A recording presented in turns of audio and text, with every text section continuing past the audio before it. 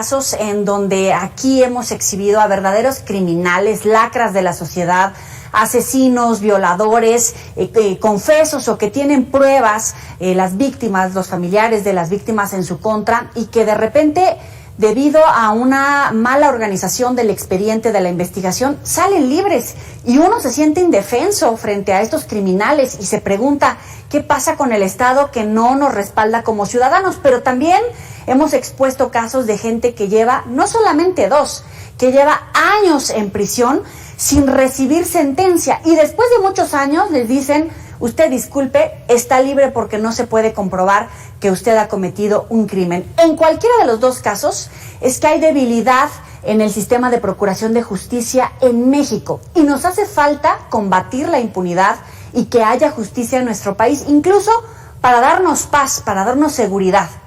Precisamente quiero platicar por eso con Isabel Miranda de Wallace, presidenta de Alto al Secuestro. Gracias por estar con nosotros, bienvenida. ¿Qué tal? Buenas tardes, Yoli, mucho gusto, y saludo al doctor Ignacio Morales Lechuga también. Buenas noches. Buenas noches, también saludamos con gusto a Ignacio Morales Lechuga, como siempre, bienvenido, ex procurador general de la República.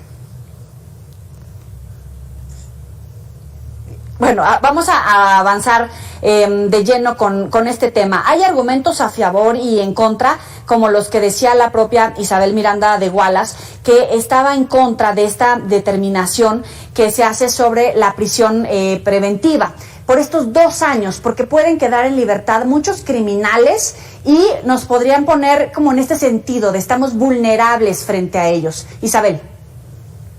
Yo creo que las víctimas son las menos responsables o culpables o las causales de que no sea procesado o sentenciado una persona que está acusado de cualquier delito grave. Me parece que las víctimas, la función que tenemos es denunciar y que el sistema de procuración y administración de justicia haga su trabajo. Entonces, nos parece lamentable que por el simple hecho de haber transcurrido 2 años se pueda dejar en libertad a personas que están acusados y que además hay prueba suficiente para al cabo de que concluya el proceso pueda ser sentenciada. Dicen, sí, hay gente que a lo mejor puede obtener una libertad. Bueno, creo que para eso tenemos un juez de control que califica la detención en el momento en que es presentado ante el juez de control, y a mí me parece que a quien dejan más vulnerables a la propia sociedad, porque estamos de acuerdo en que se haga una revisión de la medida cautelar, pero lo que no estamos de acuerdo es que se le quite todas las, digamos, calificativas que antes tenía, por ejemplo, el que hubiera cometido algún otro ilícito o sus conductas previas, o el hecho de que pueda dañar a las víctimas o no se pueda presentar a la audiencia y lo puedan juzgar finalmente porque se puede evadir. En México no tenemos un control cuando les ponen brazaletes o cuando los mandan a su casa, no hay control porque no tenemos policías ni tenemos control de los presos, ni siquiera cuando están en una cárcel. Desde ahí siguen extorsionando y siguen causándole daño a la sociedad. Entonces no entendemos cómo es que pueden ahora decir si pueden irse a su casa y llevar en libertad el proceso cuando no tenemos el mecanismo ni el mejor de los mundos para hacer eso, porque a ver, habría que tomar en cuenta, si un juicio se retrasó, no es por culpa de la víctima, probablemente sea del propio sistema que no le da tiempo de procesarlo. Ignacio, pero 2 años es más que suficiente o es un tiempo corto, porque al final estar adentro de la cárcel 2 años pues ya también es un peso, ¿no?, para la persona que está adentro. Yo diría lo siguiente, perdón que hace rato no saludé, buenas noches a todos y buenas noches a doña Isabel, a quien aprecio, respeto y admiro. Y quisiera decirles que originalmente el Estado mexicano tenía como propósito prácticamente privar de su libertad a cualquier persona que fuese acusada, y la casi totalidad de los delitos implicaba una prisión preventiva. Esto llevó a la consideración de que se estaba abusando de la prisión preventiva, que las cárceles estaban llenas de inocentes y que debería respetarse el principio de presunción de inocencia. Y no le faltaba razón, por supuesto, a todos los que se manifestaban en contra de este sistema. Y nos fuimos al otro sistema. La cárcel preventiva debe ser una excepción y solamente cuando se demuestre la responsabilidad o la culpa es cuando se les debe privar de su libertad, para evitar que las personas inocentes se encuentren privadas de su libertad injustamente 1, 2, 3, 4, 5 o más años. Y se adoptó una reforma constitucional que tuvo una vacatio legis de 8 años para que se prepararan policías, ministerios públicos y jueces a enfrentar el proceso oral y a enfrentar el absoluto respeto a la presunción de inocencia. Pero llega este gobierno en el 2019 y modifica la prisión preventiva forzosa que estaba reservada a algunos tipos de conductas y lo generaliza a 200 conductas más o menos, y por supuesto incorpora dentro de estas 200 conductas lo que al régimen le interesaba, aspectos supuestamente de corrupción y algunos otros, a donde les extiende también la extinción de dominio. Y la Corte pues interviene y dice: un momento, vamos a ponernos de acuerdo. No es la peligrosidad lo que se tiene que tomar en consideración, sino la posibilidad de que una persona se evada o no de la justicia, responda o no de las conductas de que se le acusan. Y esto no tiene que ver con un catálogo de delitos. Y entonces le pone freno a la prisión preventiva forzosa. Ahora lo que está diciendo es, bueno, si un juicio va a durar 5, 6 o 7 años, hay que limitar esa prisión preventiva forzosa a 2 años. Y 2 años también es un criterio, a mi juicio, arbitrario. ¿Por qué no 1 año? ¿Por qué no 6 meses? Yo creo que depende de la naturaleza del delito, de la capacidad de obtención de pruebas, de muchos otros aspectos para establecer cuánto tiempo debe estar una persona privada de su libertad enfrentando un proceso.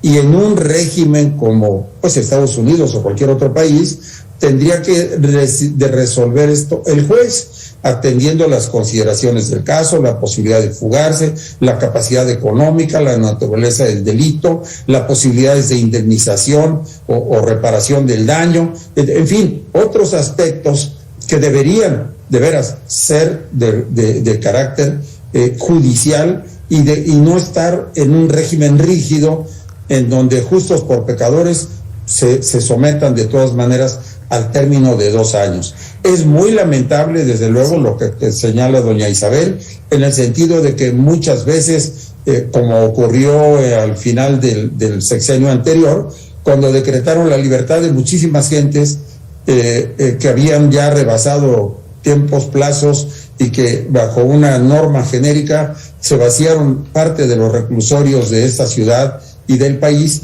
y pues sí se notó en la calle, por supuesto, con un incremento en asaltos, robos y en otros delitos patrimoniales y violentos. Así que yo creo que el justo medio entre los dos extremos que se señala todavía no lo alcanzamos. Es conveniente que el Estado invierta más tiempo, más capacitación, más educación, y que por supuesto más coordinación y menos corrupción en los sistemas de procuración de justicia y en los sistemas policiales. ¿Cuál sería Porque son muchos los factores que influyen en estos temas. ¿Cuál sería esa ruta crítica, tal vez por puntos, Isabel, para alcanzar un sistema de justicia pronta y expedita? Mira, yo creo que indudablemente eso tendría que ver con dar mayores presupuestos para que hubiera muchos más ministerios públicos, para empezar, que pudieran procesar las denuncias. Para que la gente se dé una idea, en el año 2020 tuvimos 20.700.000 delitos, de los cuales solo el 1.6% tuvo una sentencia. Esto te habla de lo mal que funciona nuestro sistema de procuración y administración de justicia. Yo lo que digo es que cada caso es único y deben de ver la complejidad del caso, si es delincuencia organizada, indudablemente ver el perfil de la persona que comete los ilícitos. Yo no me quiero imaginar a un violador serial en la calle que lo suelten solamente porque cumplió los 2 años, o al mochaorejas o ese tipo de personas.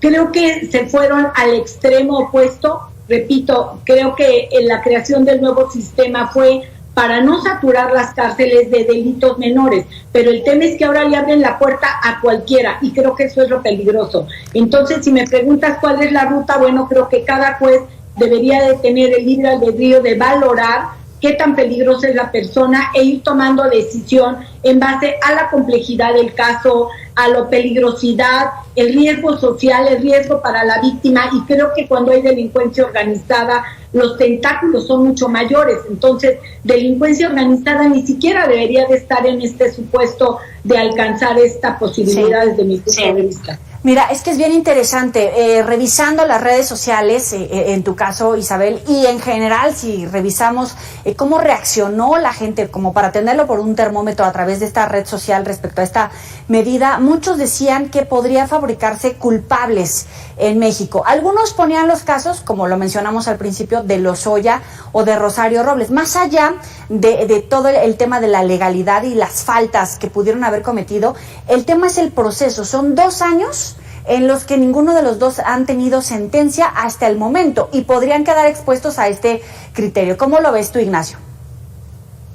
Bueno, yo siento que establecer plazos fatales dentro de la justicia no es lo más adecuado. Coincido parcialmente con lo que dice doña Isabel, pero yo creo que llegó el momento en que si adoptamos un proceso oral, tendremos que depositar la confianza en los jueces y revisar que los jueces actúen conforme a ciertos parámetros que deban establecer la Corte, los consejos de la Judicatura, los criterios jurídicos, la jurisprudencia, porque lo que está pasando ahora es que esos plazos rígidos en ocasiones son insuficientes y en ocasiones son excesivos.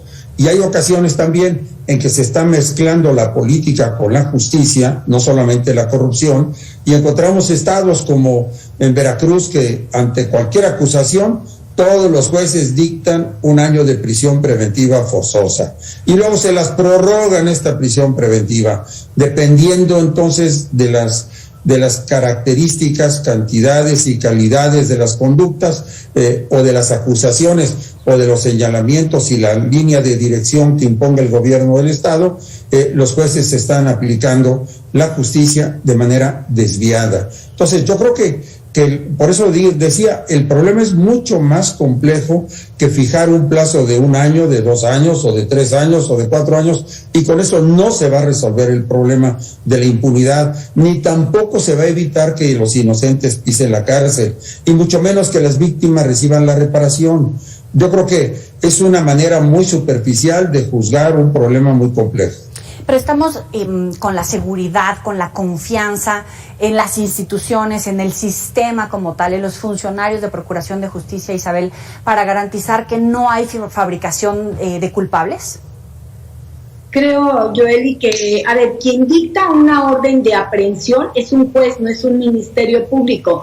Quiere decir que el juez tuvo los elementos suficientes para poderle haber dictado una prisión preventiva, ya sea porque sea petición del Ministerio Público, porque sea de manera oficiosa, pero a final de cuentas el juez es el que decide esto.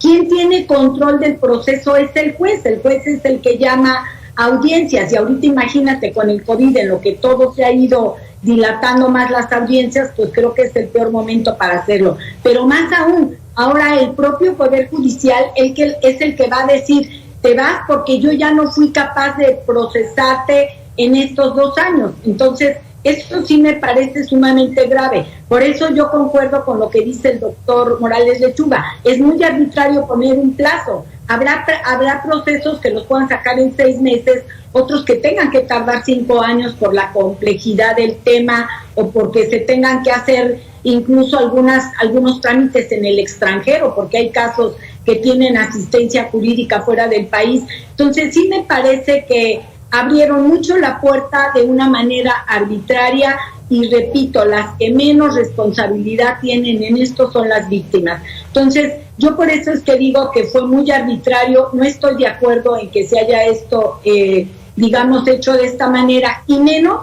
el que no se tome en cuenta la peligrosidad o las conductas previas, como lo dicen los abogados, y el hecho de la delincuencia organizada, eso me parece muy grave. Hoy tenemos territorios en los que la delincuencia organizada los ha tomado por completo. El Estado ha renunciado a hacer lo que le corresponde y están dejando a los ciudadanos a merced de los delincuentes. Entonces, si ahora les van a ayudar todavía abriéndoles la puerta, me parece mucho más grave. Para concluir, entonces, ¿nos alejamos del restablecimiento, el fortalecimiento del Estado de Derecho, Ignacio? Yo creo que sí, porque estas medidas a rajatabla no ayudan ni a combatir la impunidad ni a evitar las injusticias. Yo creo que tendríamos que buscar algunas otras fórmulas. Dio un dato, doña Isabel, muy cierto: el elevado índice de impunidad de las conductas delictivas, la falta inclusive de denuncias por parte de los ciudadanos por desconfianza en el sistema de justicia, es desde luego los niveles de peligrosidad o de violencia con que se cometen muchos ilícitos, la falta de actuación del Estado en contra de la delincuencia organizada, la idea de actuar siempre contra algunas personas por razones políticas que van más allá de las conductas realmente desplegadas. Entonces, hay una falta de convicción, de decisión y de canalización de lo que deberían ser los sentimientos de justicia que fortalezcan o refuercen una reforma que nació con buenas intenciones, pero que no ha dejado hasta el momento satisfechos ni a tirios ni a troyanos. Isabel. Yo creo que vamos a estar peor, porque si antes había una dilación en los procesos por la carga de trabajo, ahora que les han decretado que cualquiera puede pedir una revisión de su medida cautelar, que por cierto no quedó definido si la puede pedir cada mes o cada 6 meses o cada 24 meses, no lo sabemos. Creo que se va a cargar todavía muchísimo más el sistema y habrá muchísimos más retrasos que los propios procesados pueden estar provocando para poder salir, aunado a que cuando se pida una medida cautelar corremos el riesgo de fuga, porque el hecho de que usen un brazalete no nos da la certeza de que puedan estar llevados a prisión. Ya lo vimos con el Chapo Guzmán, dentro de la misma cárcel se les fugó y teniendo un brazalete y nadie se enteró, y tampoco podemos tener un policía para cuidar a cada uno, que se les revise la medida cautelar y lo manden a su casa.